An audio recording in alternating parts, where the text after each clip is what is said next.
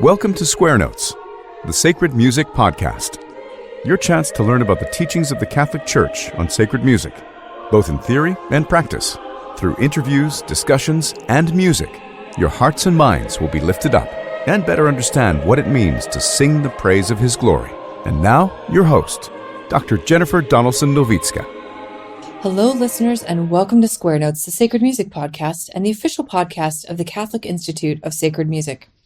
Our guest today is Bishop Earl Fernandes, the Bishop of Columbus, Ohio. We talk about the role of sacred music in the Eucharistic revival, and we cover essentials of liturgical formation for music directors and lay Catholics, practical tips for leading a congregation towards sacred music, and what priests can do to improve the music in their parishes. We hope you enjoy the show. Your Excellency, it's a real pleasure to have you. Thank you so much for joining me. It's good to be here. Thanks for having me. So what has the Eucharistic revival meant for you and your ministry in the Diocese of Columbus, Ohio? Well, so I became Bishop of Columbus May 31st, 2022. So already the Eucharistic revival was beginning to get underway. And so the whole first year as bishop was just sort of learning how to be bishop, how to walk with a crozier, learning when to take the mitre off, put it back on, visiting all the parishes and things like that. So we didn't really do so much for that first year of the Eucharistic revival until the very end. Then beginning with, we had about 10 days in and around the Feast of Corpus Christi, really leading up to Corpus Christi, where I had Mass followed by a Eucharistic procession. So the Diocese of Columbus is 23 counties in north central Ohio. And so while we did do a number of Masses in the city of Columbus, followed by Eucharistic processions, we also did them in what we might call the peripheries of the diocese. So, for example, Portsmouth, Ohio is about 2.5 hours drive from Columbus. When I went down there, there are two churches that are about a mile from each other, and we did a Eucharistic procession through the streets. Portsmouth was once a hustling, bustling river town, but because of the death of coal and steel in Pittsburgh, then all the river towns died, and then businesses, industries pulled out, and so it's economically depressed. It's the center of the opioid epidemic in the United States. And so it's been a place that's been very hard hit, difficult area, and so to go and bring the Lord's presence there was important. There was a church, St. Thomas Aquinas in Zanesville, which the Dominicans had for 197 years, and then they pulled out. And it was a diocesan priest took over, and then there was a problem with the roof, and they were displaced from the church for 3.5 years. But pastor there at the time managed to make it beautiful, even in a gym. Beautiful music. We did a procession around the city block, and we went up the stairs to the church where the entrance to the church was, and had the altar of reposition there with really beautiful music, and they had roses and flowers lining the streets and things. So Zanesville was a place. We have a Basilica, St. Mary of the Assumption in Lancaster, Ohio, where the church has been there for 200 years also. William Heyer architects had restored the Basilica. It had just been named a Basilica. And so we were able to do one of the Masses there in Lancaster, a historically very Catholic area. So we did them in those sorts of places. We did one in a Eucharistic procession in Marion Village. The Institute of Christ the King has a oratory there, St. Leo's Oratory, which was a closed church that Bishop Brennan, my predecessor, had given to them, and it keeps growing and growing. So we did. They had the Mass. I preached. We did a procession through the streets. It's also an area where you have a large LGBTQ population. Of course, it was June, which was Pride Month, and yet the Eucharistic procession with Latin chanting, people stopped in the streets at least they were attracted and they stopped. And so it was a way of evangelizing. And we did these processions. We have a lot of, unfortunately, prisons and jails in our diocese. And I go and do a lot of visits to those who are incarcerated. And so I even had a Mass, and then we had time for adoration, even within one of the prisons. And so these 10 days were supposed to be a novena, but then I counted up the days, and it was actually 10 days, were really powerful. And in fact, the first one perhaps moved me the most because Columbus is a changing city. It's the fastest growing city in the United States. And our number of Hispanics grew by 20% in a single year. So there's a church, St. Peter's Church, where the Theatine Fathers are, and they decided, okay, we're going to have one big mass for the Spanish-speaking community with the Eucharistic procession. Of course, it was 100 degrees, but 1,000 people showed up. Wow. And, from all walks of life, most of them poor, but they showed up. And then when I did the procession around the church grounds, which were quite large, they had little shrines set up, and it would be 100 degrees, and the men would be out there with the little sons on the blacktop, kind of guarding the cars. The Blessed Sacrament would pass by. They would take off their hats. They would genuflect right on the blacktop. So it was really beautiful to see the faith of the people, the Eucharistic faith of the people throughout the diocese. And then at that time, at the conclusion of those 10 days and reflecting upon it, for the Feast of the Sacred Heart, I wrote a pastoral letter because the Diocese of Columbus is consecrated to the Sacred Heart of Jesus. And so I wrote a pastoral letter on the Eucharistic revival, the experience of Corpus Christi, Christ's priestly heart, his Eucharistic heart. And so that was kind of the launch of it. And I announced that we'd be doing a diocesan pilgrimage to Paray-le-Monial this summer because it's a Jubilee year. It's the 350th anniversary of the apparitions of the Sacred Heart of Jesus, St. Margaret Mary. That kind of concluded what was supposed to be the diocesan phase. So we might have started out slowly, but we finished strongly, and that kind of gave us energy moving into this year, which is the parish year. And so many of our parishes are doing the video series produced by the Eucharistic Congress website, the Eucharistic Revival website, kind of 8-part series in the parishes. The videos are well produced, both in English and in Spanish versions. So that's going on throughout the diocese during Lent. And they've done this for a number of years. They do 40 days of adoration. So at a different church, each day of the Lenten season, there's Eucharistic adoration, again, to raise people's awareness. Unfortunately, last November in Ohio, we had a ballot initiative that enshrined abortion in our Constitution. So I told the people, don't give up on your prayer, fasting, and almsgiving, but instead we need to redouble our efforts. And so because our diocese is consecrated to the Sacred Heart, I asked that either on the Thursdays before First Friday or on First Fridays, every parish, every chapel have a Eucharistic adoration and reparation for sins against human life, to really kind of emphasize this idea of reparation and then building the culture of the culture of life and the civilization of love. So John Paul II had this idea that in the 20th century, we had so much bloodshed, so much war, that you have a kind of a society is basically a rubble of ash. And so we need a firm foundation. And he kind of borrowed the idea from the French Jesuit Jean Galot, the idea of a restored theology of reparation. And so I think we need to recapture this. And so the devotion to the Sacred Heart and the Eucharistic revival are kind of intimately intertwined in the Diocese of Columbus. And so those are some of the initiatives. We also have a burgeoning number of young women religious, again, teaching in our schools, but growing in our diocese. And so we're trying to foster children's Eucharistic adoration. We have about 10 parishes that have the Catechesis of the Good Shepherd, and so they're used to it. But then some of these religious sisters are now teaching the children how to adore, how to pray the Divine Mercy Chaplet in front of the Blessed Sacrament, these sorts of things. So little by little, we hope to revive the faith. And we're probably going to take 300 to 400 people for all 4 days of the Eucharistic Revival in Indianapolis. And then there'll be those groups that'll go just for the day passes, with day passes. So we hope to have a good turnout from the Diocese of Columbus. Yeah, wow. I mean, I didn't even know that you were doing all these things when I invited you on to discuss this topic, but that's very impressive. I'm wondering, our podcast listeners are mostly musicians. And so you mentioned a little bit about music in these processions. And what role do you see music playing more generally in Eucharistic revival?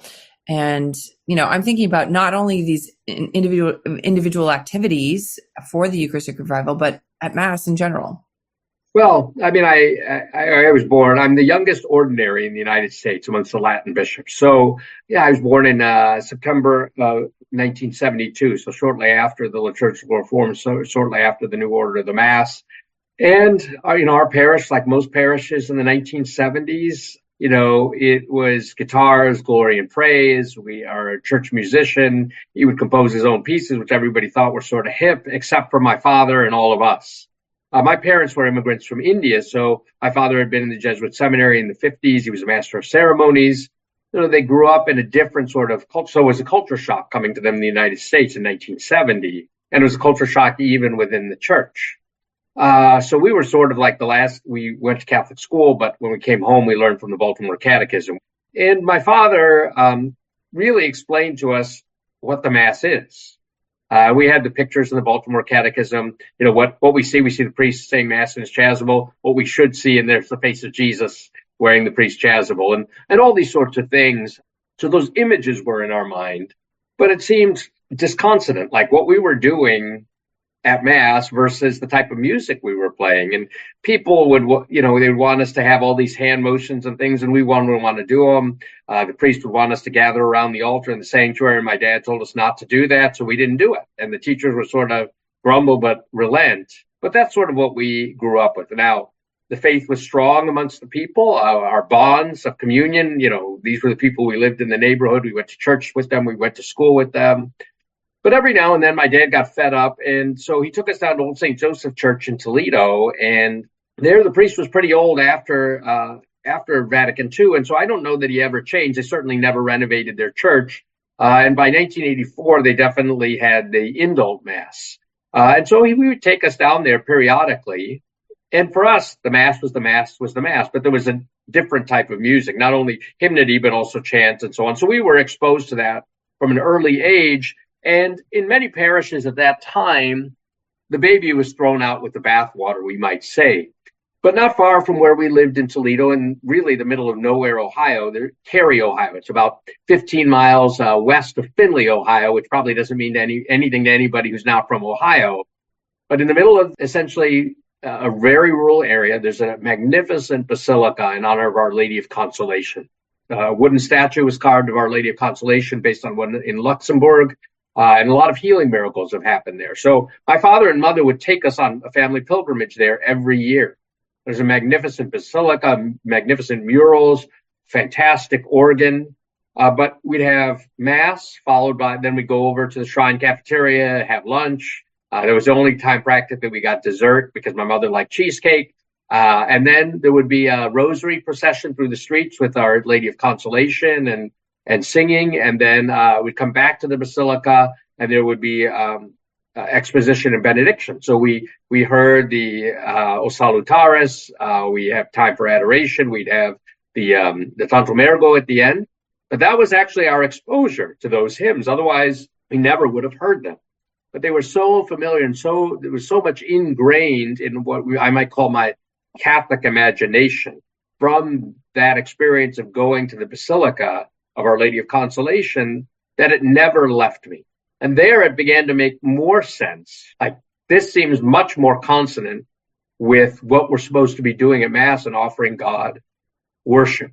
And yet, I have to admit, going to our parish church through high school, and even college, the liturgy seemed much more directed toward me and toward this strong emphasis on the community, but without much emphasis on the worship of the living God. It's really a both and, but God-directed worship. And then even if some of the hymns got better in the 1980s, or the quality of the music slightly improved, it wasn't enough. I was young, but I sort of began to think, I want the old-time religion. But it wasn't enough. And so from time to time, high school, college, I'd go with my parents to Latin Mass, but I never really thought much about it. But when I went to medical school, I moved to Cincinnati to go to medical school in 1994. And there's a beautiful church on the campus of the University of Cincinnati, St. Monica, St. George, but the parish was wild at the time. And I got in a fight with the parish priest. And I remember an Irish priest, when I had studied in England, he had told me, Earl, if an Irishman doesn't like the bartender, does he give up drinking? He said, no, he just goes to the next pub up the road. Well, this was Sacred Heart Italian Church in the Camp Washington section of Cincinnati. And there were two Scalabrini priests. At that time, they were 85 and 75, Father Angelo and Father Mario. Father Mario was the pastor at 75. He was celebrating his 50th anniversary. But it was a magnificent old church built by the Germans and later given to the Italians, because the Italian church, also named Sacred Heart, had been closed. And so the Italians were given this new church. They brought their communion rail. They brought their low altar. They brought all their statues with them and put them also in this German church. So it was cluttered yet beautiful. But the organ in that church was an 1895 Felgermaker. So Felgermaker maybe is an organ company. I think they're up in Wisconsin. They made about 600 or so organs in the United States in the old European style. And maybe this one was number 595. Wow. And the pastor, Father Mario, he was ordained in Italy in 1945, but he had entered the seminary, 13, 14, 15 years before that. So, minor seminary in and around Milan. He was actually born in Trent, of all places. And he was actually a musician and written a number of musical pieces. So he liked church music, would have concerts in the church, was very concerned about the state of the repair of the organ. And the music was beautiful there. And it was hymnody mostly, right? But right around that same time, the indult mass was moved to Sacred Heart. And so at that time, they had a Saturday Vigil Mass, and then they had, I think it was 8, 10, 12, and then 1:30 Latin Mass. And as a medical student, you go out on Saturday night, you sleep in. 1:30 is a nice time to have Mass. Then afterward, I would always get Chinese takeaway, and then that would be my lunch/dinner. And so it was. So never made any sense. But then I finally found with this type of music, I could really enter into the mystery of the Mass. And there were very faithful priests, whether it was Father Mario Rousey or it was a Jesuit priest, Father Herb Ratterman, who used to come and say the old Latin Mass. They said the Mass, and they were faithful priests. And this is what really drew me. Father Mario, when I first saw him offer Mass, it was just a weekday morning Mass, no music. He just said Mass, no homily, but he smiled. And I thought I could be that old and be a priest and be happy. And so that inspired me. I said, I'm going to talk to that priest about my vocation. And little by little, I discerned a vocation to the priesthood. So I entered the seminary in Cincinnati in 1997 and was ordained in 2002. And again, when I entered the seminary, our seminary formation was not great.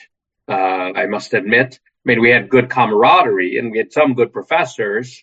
The liturgical music, Anthony DiCello was the music director at Mount St. Mary's Seminary in Cincinnati at the time. And it was good. And he was the music director at the cathedral. But what we had at the seminary was so different from what we had in most parishes.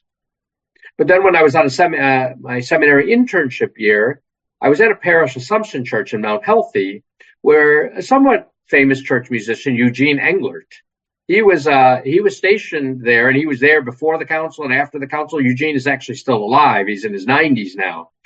But when things could be translated into vernacular, he said all the old Gregorian tones to English, and he'd use that for a while. Then when the liturgy changed, so he had a good sense of the tradition. Plus, he composed his own music. So even when I had a Mass of Thanksgiving in that church, he composed a piece, O Sacrum Convivium, which had never been played before that was used. So I had this great love especially through Father Mario, for music. Which I didn't have growing up. I was never trained as a musician. My worst subject in seminary was learning to read music, chant. I hated it. I was very nervous, all those sorts of things. And then my first parish was a beautiful old church about 90 miles north of Cincinnati, where the people were very traditional in their faith. Again, beautiful organ. And the pastor there, Father Jerry Bensman, he had been priest secretary to Archbishop Leibold and Archbishop Bernardine.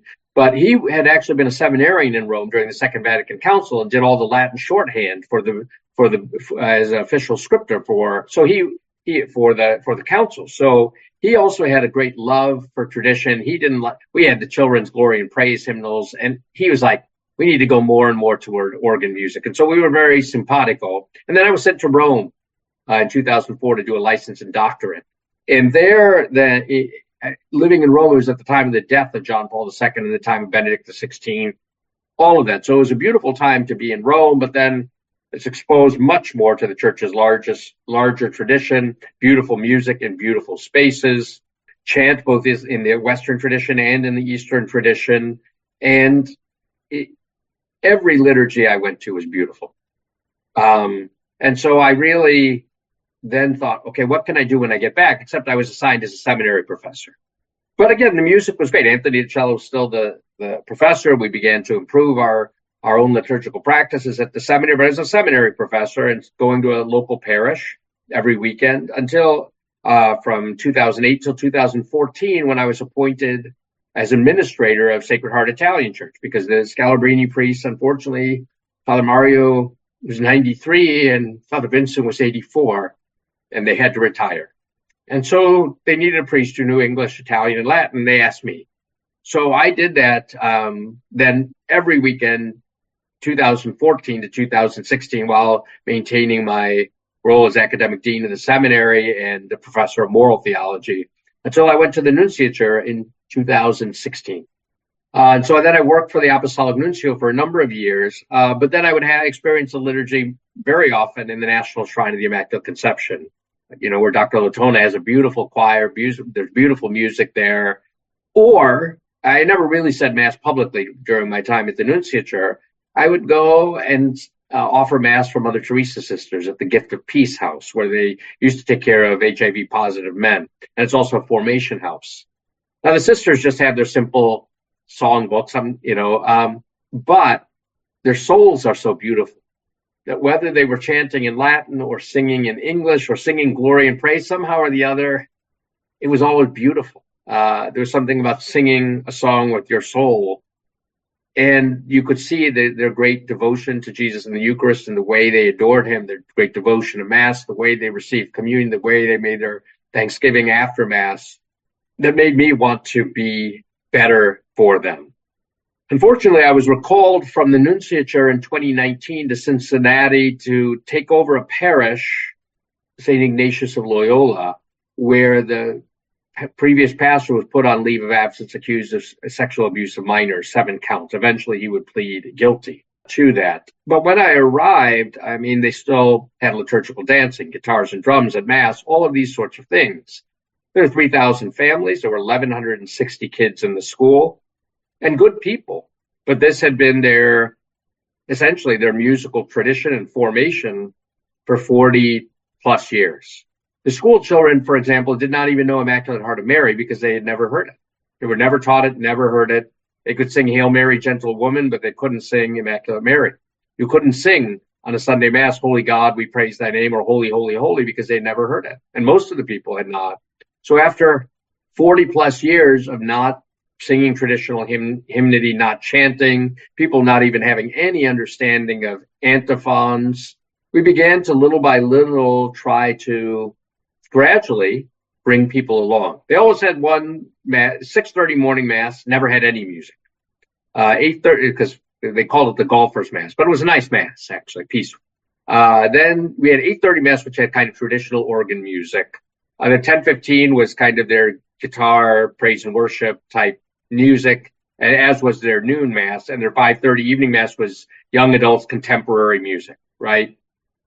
Well, all of which was foreign to me. I had heard it before, but it would never have been a type of musical style that I would ever chosen, or one that allowed me to pray very well as a priest.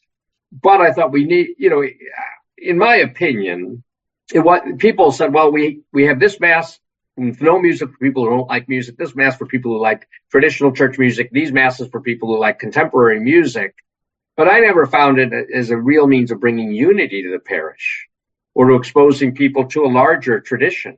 And so that's what I tried to do. But of course, the pandemic happened. But we had all those days of just me saying Mass in the church by myself, well, with the angels and saints, of course. But then I could sing the antiphons or chant the chants. We tried to teach people the Marian antiphons for the different liturgical seasons. Once the school children came back, there was a music teacher there who she played only piano, but she eventually taught herself the organ. She had a beautiful singing voice, and she was very faithful and very devout. And she somehow had this sense of what we're doing isn't quite right, which she didn't really understand. And I began to kind of read through with her some of the church documents, those sorts of things, but also to expose her to the church's tradition. And she immediately fell in love with it. And she began to form a schola, a children's choir. They always had a children's choir, but then a children's schola. Right around that time, Source and Summit decided to issue its hymnal. And so I said, let's do this. So this was a game changer, because before that, they had Journey songs and Spirit and Song as the two hymnals, which gives you an indication. Spirit and Song we got rid of altogether. Journey song we retained more as a compromise. But we began to use the Source and Summit hymnal along with the antiphons, along with the prayers after Mass, prayers of Thanksgiving after Mass. And children once a month would then sing at Mass with their schola.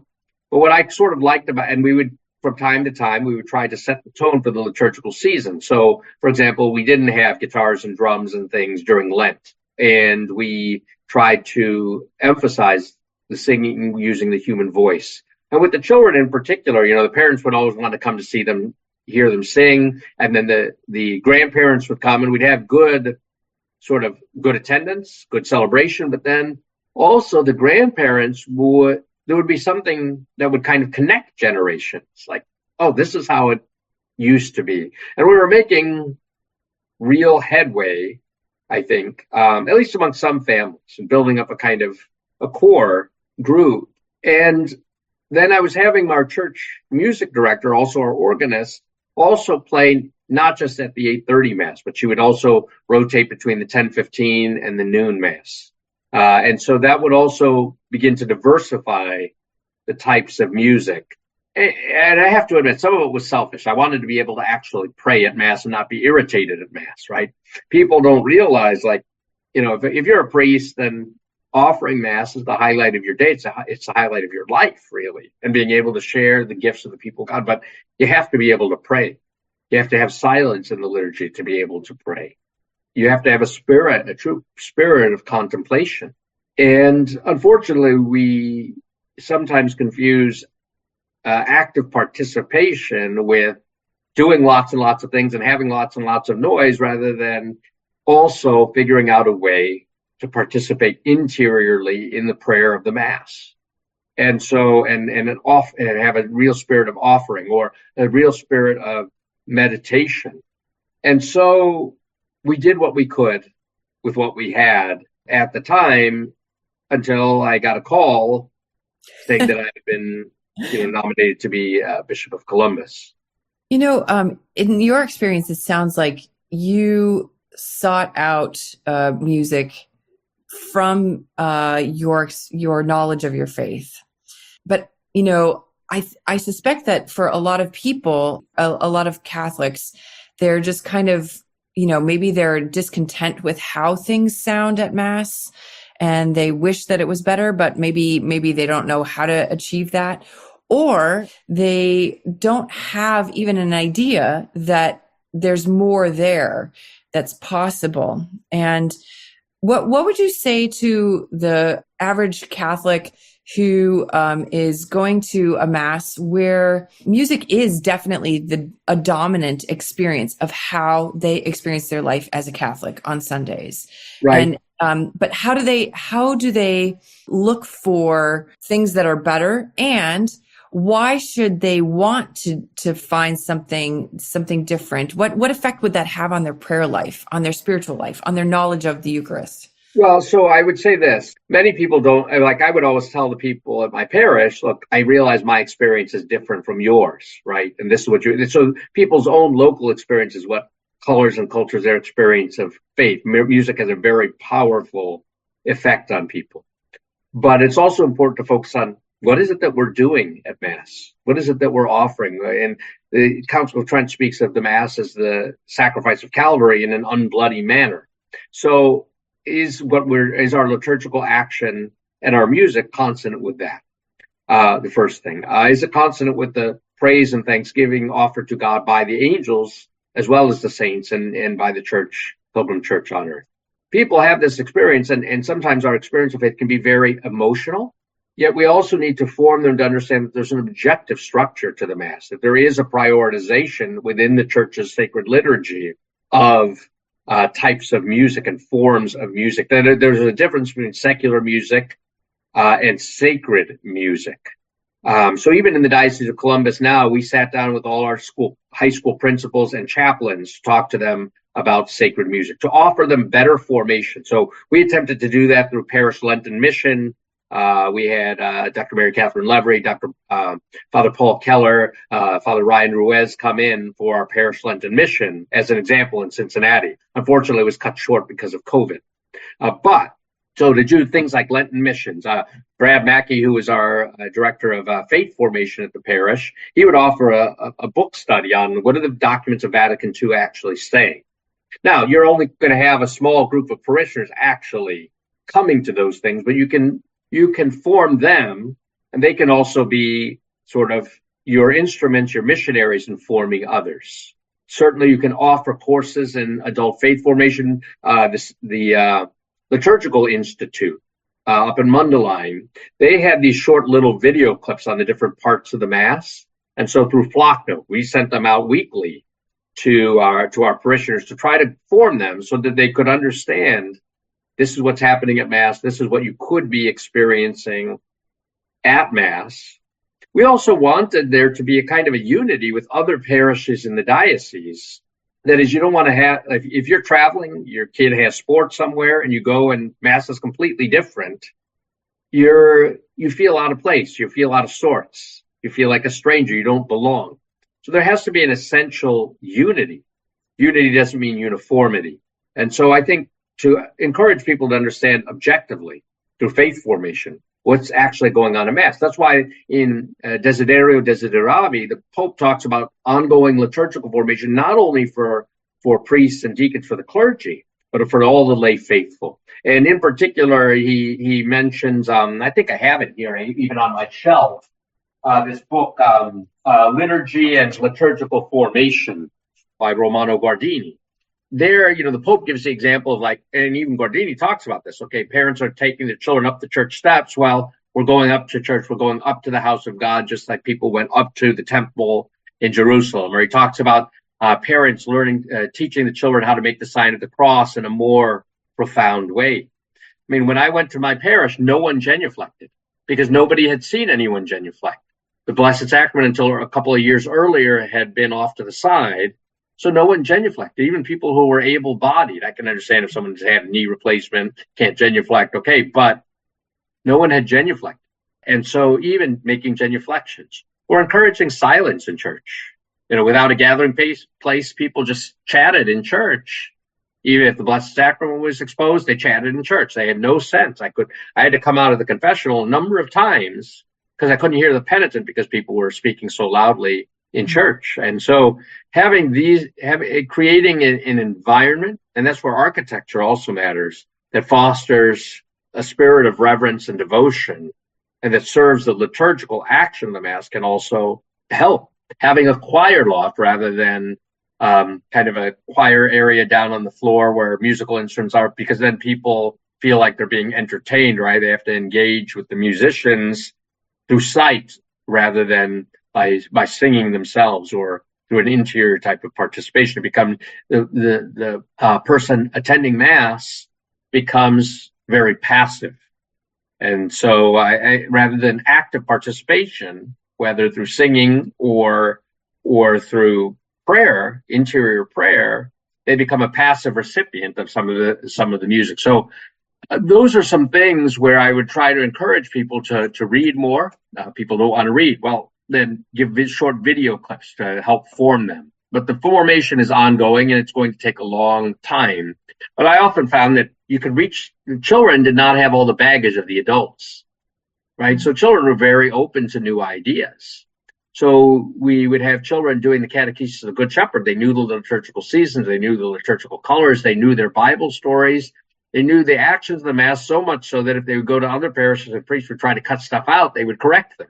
So we see this, and sometimes we think, well, children can't really learn very much. But I think about Maria Montessori and her little book on the Mass. People learn the Mass. My grandparents could barely read and write, and somehow or the other, they understood the Mass. And so this is possible.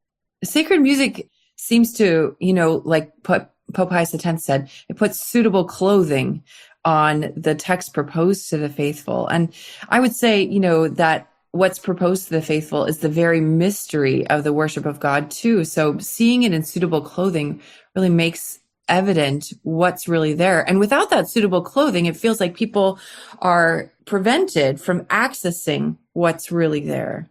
Well, not only is it the suitable clothing, but even what I would say, the text proposed to the faithful, right? So often we just routinely substitute a song for scripture, for the antiphons, which some are very proper to the Mass. Why? I mean, what is the rationale for doing this repeatedly and I would say without thought? That is, people just got used to songs rather than the text. What is the text that the church proposes, and how do we suitably clothe that text? What is appropriate for this liturgical season, this liturgical feast? Could we have a sense of progressive solemnity in the church's liturgy, in the way we celebrate the Mass in the parish, in the music that's chosen, and so on? I think all of these things can set a different tone for our parishes without making, because sometimes you can do things in a technically correct fashion, but suck the life right out of the liturgy, if you will.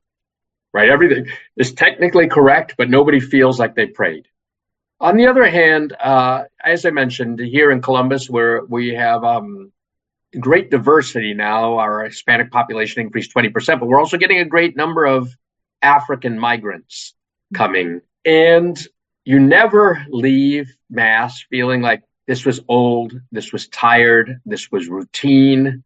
You knew you worshiped God, and you spent 2 to 3 hours worshiping God, because their liturgy, even if it's much more lively and so on than chant, is God-directed. It's interesting with the Nigerians, because like they will sing the Kyrie in Greek and then the Gloria in Latin and the Sanctus and Agnus Dei, and then at the other parts they'll sing the songs in their own language. They don't always speak the same language, and maybe English is the most common language, which they have, but they have both this unity in diversity, and yet they do praise God, and many of their songs and hymns are scriptural, or they're simply the praise of God. It's not about us per se.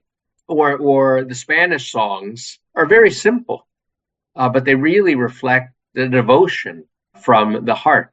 And yet I was talking with Matt Geerlings. He's the director of music in the Archdiocese of Cincinnati, and the director of music at the Basilica of St. Peter and James, the cathedral church. And he came from Iowa, where when he was still in Iowa, more and more Spanish speakers were coming to Mass there, and they always brought out the guitars and things for them to sing. And then somebody said to him, well, why don't you ever play the organ for us? And he said, well, I'd love to play the organ for you. I didn't know you wanted organ. And they said to him, well, we always thought you didn't play the organ because we were not worthy of an instrument as beautiful as the organ. And he said, that's not the case at all. And so he began to play the organ, and they began to sing. And again, in the Spanish language, there's also a beautiful musical tradition.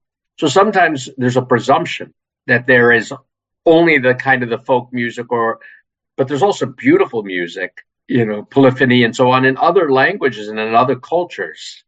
So I haven't yet done it. I wanted to have a Pan-African Mass, but I thought about the Missa Luba, which isn't everybody's cup of tea, but it has a distinctive African sound to it. And so if the church has a broad tradition, why not expose people to the tradition? Why not expose people to the universality of our faith?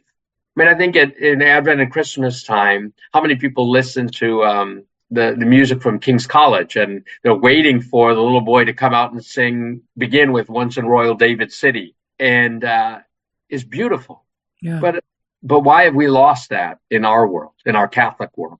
It seems like so often that when people have disagreements about it, that conflicts about music are resolved by either going along with whoever is the loudest and the most vocal about their opinion, or scattering to the winds according to each one's preference for different styles of Mass and catering to those different styles. But there's so much more unity to be had in plumbing the depths of the church's tradition. There is, but you have to be willing to fight for that unity, and you have to have a priest willing to lead, willing to take some arrows, willing to say, okay, I hear you, I understand, but have you thought about this? So, for example, the children's Schola for the year of St. Joseph, on a Saturday morning, they decided they would like to sing. 50 kids show up at at a morning mass on a Saturday when they don't have to be there to conclude the year of St. Joseph. We had about 250 people actually come for the mass because we had one of the few Saturday morning masses. But one lady, a longtime parishioner, a great lady, wrote to me after mass saying she was very disappointed because the children, unbeknownst to me, they chose the musical setting. They decided to do the Missa Dei Angelis. But she, the 70-year-old woman, saying, I didn't understand what was going on at mass, which of course isn't really true. Do I really want to be a parishioner here? Well, and I said, well, look, this is how mass was. This is why we chant. This is what the church documents actually say after Vatican II, because didn't Vatican II change all that, right? But then I said, you also have to have perspective, right? 50 young people showed up on a Saturday morning to sing for God and to serve the church's liturgy. Shouldn't we be happy about that? And 250 people came for mass and they all received Jesus. Shouldn't we focus on that? And if you do it a few times a year in a parish as large as ours, shouldn't that, be acceptable? Or is our focus so narrow? So you sometimes have to push back a little bit. My first pastor would always say, challenge without crushing. I would also say that if you're a priest, you have to do things gradually. Rome wasn't built in a day. So the idea of incrementalism, to get people little by little to buy in, to propose, not to impose, can be a way to go. Otherwise, because unless you can transform the culture, people will just resent it. So you have to get them to appreciate it and then to be drawn to that which is true and good and beautiful. And I think music can do that. Music has the power really to touch the soul. Sometimes I will go to a Byzantine liturgy and you don't know if you're in heaven or in earth. It's so beautiful. But even I had the similar experience. We have an Eritrean Catholic church here. I went for their Pascha, for their Easter Vigil, and it was beautiful. I knew nothing of the language, but it was still beautiful. And we understood what was happening, and we understood how they were worshiping God and that they were worshiping God, and they understood it. That's precisely what Pius X is talking about, right? That when things are holy and sacred, they're perceived universally as such. Yeah, and the Eritreans, they have I don't know how you pronounce it exactly, the ululations with their tongues and with their throats and things. And it sounds striking to the Western ear, but you understand that they're praising God in doing that. And then you realize how much they are praising God and how grateful they are for the gift of faith. And it's beautiful in its own way.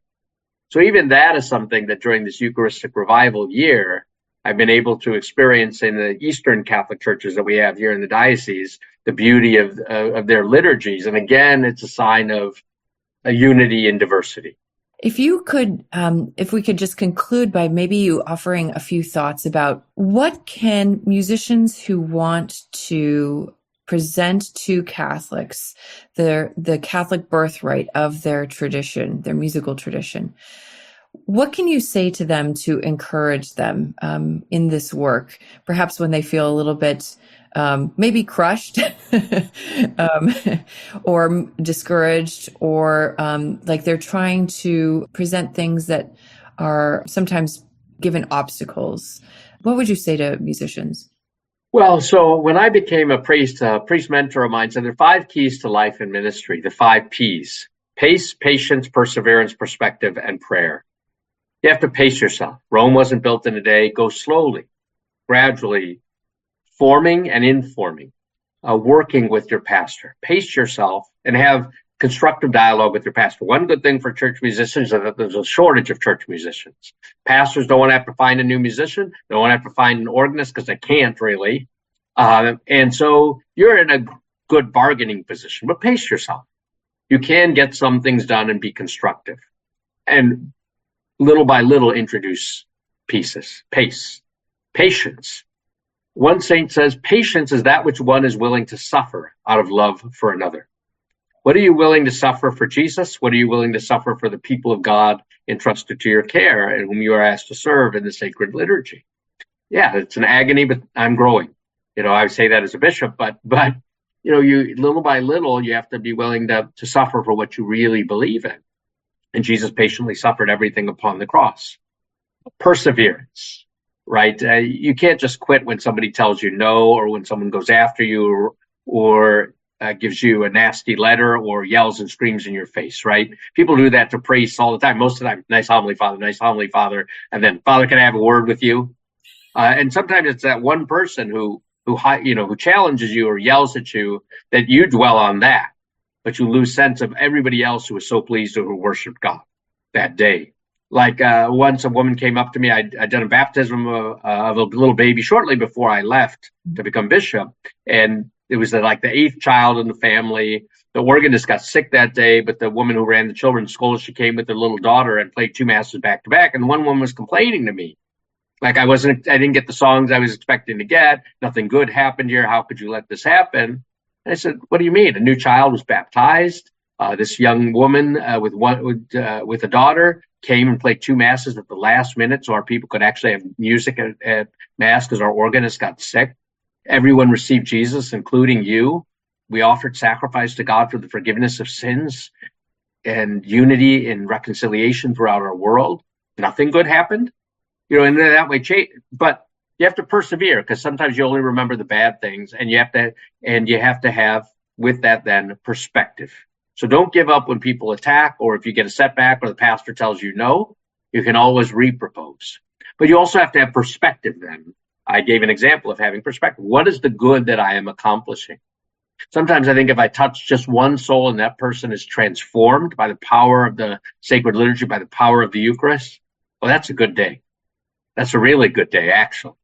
And then prayer, right? The way you can endure is sometimes through union. The only way to endure is through union with Jesus, to be prayerful yourself at Mass, not just be concerned about the technical aspects of your profession, to offer your service in the liturgy with that which the priest is offering to God, to understand that even the words that are sung are offerings to God. Sometimes they're even part of Scripture, so Scripture is living and effective. It pierces the heart like a two-edged sword.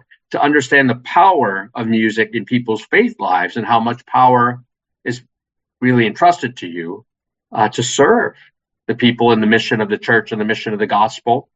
All of this is necessary, but if the Lord does not build a house, in vain do the builders labor. That is, if we're not committed to holiness of life, then no matter how good the technical music is, we will not really have effected that which the Lord wants us to effect in the way in which he wants us to effect it. So I think pace, patience, perseverance, perspective, and prayer. Performance is one thing. I'm sure many of your listeners are excellent at what they do as church musicians, but to really understand that they're helping to lead the people of God in prayer and worship of God. St. Alphonsus Liguori says, he who prays will be saved, he who prays not will certainly be condemned.